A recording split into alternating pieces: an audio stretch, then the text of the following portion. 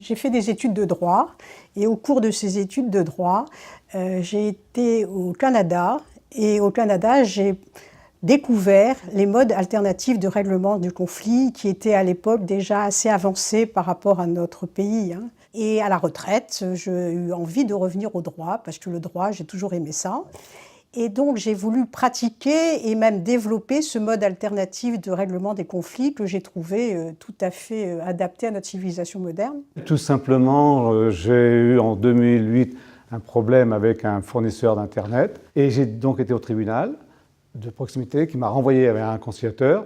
Et lorsque j'ai vu ce conciliateur, à la fin de l'entretien, je lui ai demandé que faut-il faire pour devenir conciliateur. Il m'a dit « revenez me voir quand vous serez prêt ». 3 mois après, je suis revenu le voir. Mes motivations pour devenir conciliateur de justice, je vais les chercher d'abord dans mes études. J'ai fait des études de droit et ensuite dans ma carrière professionnelle puisque j'ai touché au droit et à pas mal de branches du droit pendant la grande première partie de ma carrière. J'ai toujours essayé de réconcilier les individus. Qu'est-ce qui anime un conciliateur dans ses fonctions? C'est d'abord qu'on fait partie du service public. Donc on a toutes les valeurs du service public. Et puis ensuite, la conciliation, c'est un moment tout à fait entre parenthèses, qui est un moment de dialogue, qui est un moment humain, où les gens parlent. Être conciliateur de justice, c'est faire tous ces efforts pour résoudre un litige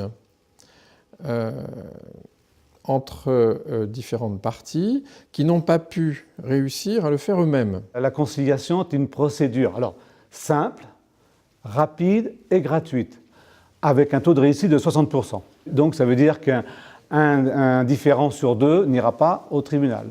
Le juge rend la justice, le conciliateur est plutôt sur une approche de justesse, c'est la justesse. Mon credo depuis toujours, c'est justement de développer et de faire que ce mode de vie et ce mode de vie dans lequel on est actuellement, qui est beaucoup plus dans l'affrontement que dans le consensus, donc j'essaye à mon petit niveau de promouvoir cette paix sociale. Je prends un exemple vécu récemment entre un locataire et un propriétaire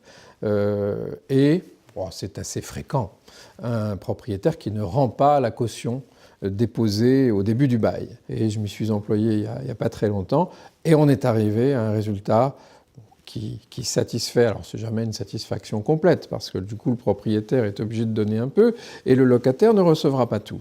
Mais c'est ça la conciliation. Ça m'a fait plaisir que ces personnes-là arrivent à s'entendre. J'ai un exemple de conciliation réussie, c'était 2 cousins qui depuis des années et des années se disputaient.